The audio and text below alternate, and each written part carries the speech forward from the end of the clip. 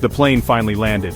Beijing. Whoa, the air was different, thick, you could taste it. Not bad, just new, unfamiliar. This was it, China. No turning back now, pal. The airport was huge, gleaming, modern. Signs and characters I couldn't read. A beautiful puzzle, people rushing, purposeful. Everyone had a place to be. I just needed to find my guy. With the sign. My name butchered, probably. Part of the charm. Found him. A quick nod, no wasted words. The first lesson, efficiency. Or maybe just jet lag. Either way we were moving. Into the city. The car ride was a blur. Buildings. So many buildings. Cranes everywhere. Like giant metal birds. Building the future. Right next to the past. Little old houses, next to shining skyscrapers. It was a lot to take in, my eyes wide, trying to soak it all up. China was waiting, and I was ready to dive in. Woke up to a Beijing morning. Gray, the city hummed.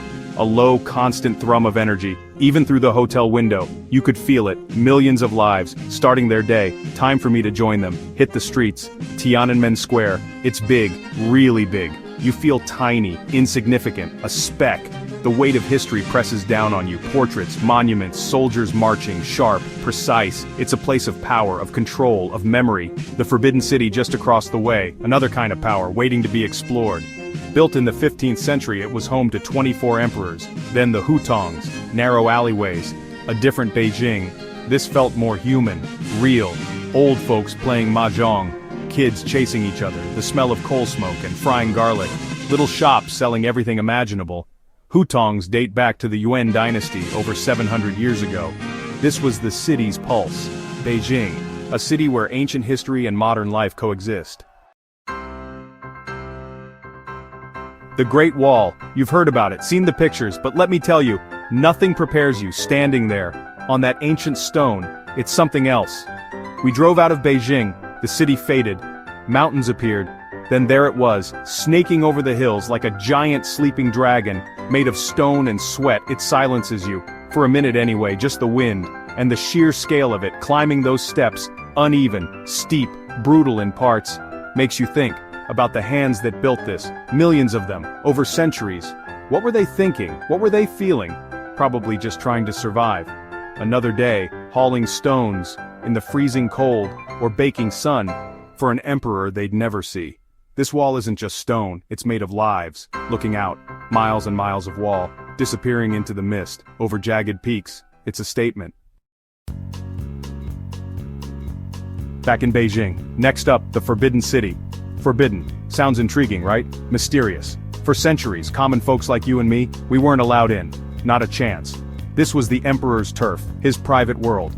Now the gates are open, for a fee of course. But still, walking through those massive gates, you feel like you're stepping into another time. It's huge, seriously, city within a city, courtyard after courtyard, endless halls, golden roofs, dragons everywhere.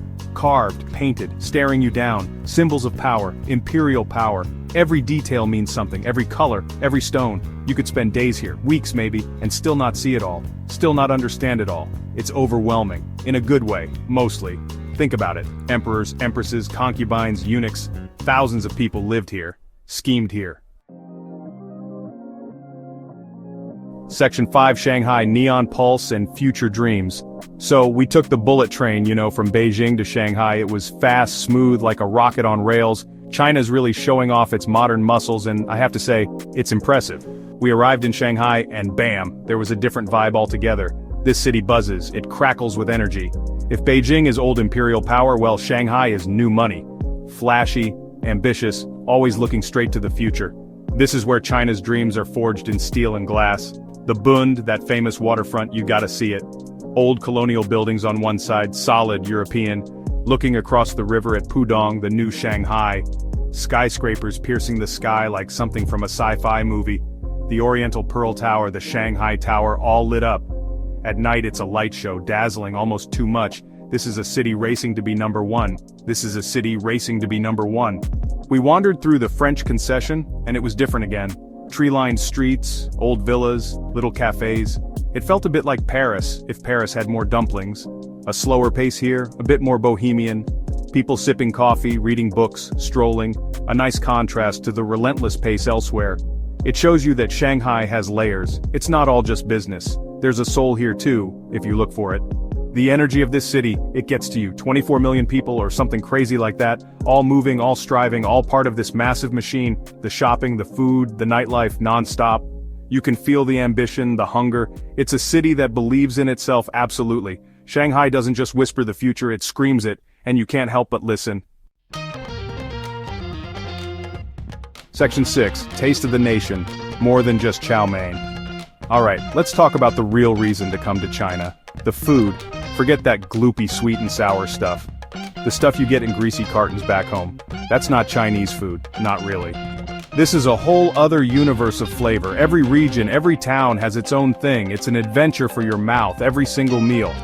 And I was ready to eat it all, or try anyway. Peking duck in Beijing, it's a ceremony, a ritual. The chef comes out, carves the bird tableside, that crispy skin, oh man, like glass, thin pancakes, scallions, sweet bean sauce. You wrap it all up, a perfect little package. It's art, it's history, it's delicious. Worth the flight alone? Pretty damn close. One of those meals you remember forever. Then there's dim sum, little plates of heaven, steamed buns, fluffy, filled with savory goodness, shrimp dumplings, translucent, delicate. Section 7, Street Eats and Tea Seats, the real flavor. Forget fancy restaurants sometimes, the real action, it's on the street, that's where the flavor lives. China's street food scene is wild, unpredictable, amazing. Skewers of everything, lamb, squid, things I couldn't identify, grilled over charcoal, sprinkled with mystery spices. The smell alone drags you in. Resistance is futile, you just gotta point, pay a few yuan, and eat. Standing right there, on the sidewalk, with everyone else. Night markets, a full-on sensory assault, in the best way. Steam hissing, oil sizzling, woks clanging, vendors yelling, people laughing, music blasting, mountains of dumplings, piles of pancakes, strange jellies, things bubbling in big pots, things frying in giant pans. It's chaotic, it's crowded, it might be a little dirty, but man, is it exciting. And the food, often it's the best you'll have, no kidding. And then there's tea. It's not just a drink here, it's a ritual, an art form. Section 8, People and Traditions Bridging the Gap. Travel isn't just about places or food, it's about people, the connections you make, however small, however fleeting. The Chinese people I met, full of surprises, reserved at first sometimes, but often curious, especially if you wander off the main tourist track. A foreigner with a camera, still a bit of a novelty. You get stared at, but usually with a smile. The language barrier. Yeah, it's a thing. My Mandarin was terrible, non-existent pretty much. Ni hao, zizi, that was about my limit. But you learn to communicate, hand gestures, pointing, a lot of smiling, a lot of nodding. Google Translate on your phone, a lifesaver. Sometimes it's frustrating, sometimes it's hilarious. But you always manage, somehow.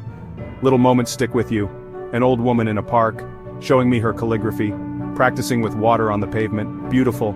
A shopkeeper patiently explaining what something was, using gestures, and a lot of laughter. Kids shouting, hello, and then running away giggling. These are the interactions that break down walls, that make you feel a connection. Section 9, Beyond the Megacities, Finding Old China, Looking Ahead. Everyone hits Beijing, Shanghai, the big names, but China is vast, a continent almost. There's so much more, if you're willing to look. I tried to get off the beaten path a little, find those quieter corners, see a different side, away from the skyscrapers, away from the crowds. That's where you often find the real gems. The unexpected moments that make a trip. Maybe it's a smaller city, like Pingyao, an ancient walled town, perfectly preserved, walking those old streets. Feels like time travel, no cars, just bicycles and pedestrians, red lanterns glowing at night, courtyard inns or a rural village, deep in the countryside, rice paddies terraced up the hillsides, farmers working the land, like they have for generations. These places show you a China that's fading, or at least changing fast. The pace of life is slower, more connected to the earth, the traditions feel stronger, more visible, you see a resilience, a sense of community. It's not always easy, life can be tough, but there's a beauty in it, a quiet dignity.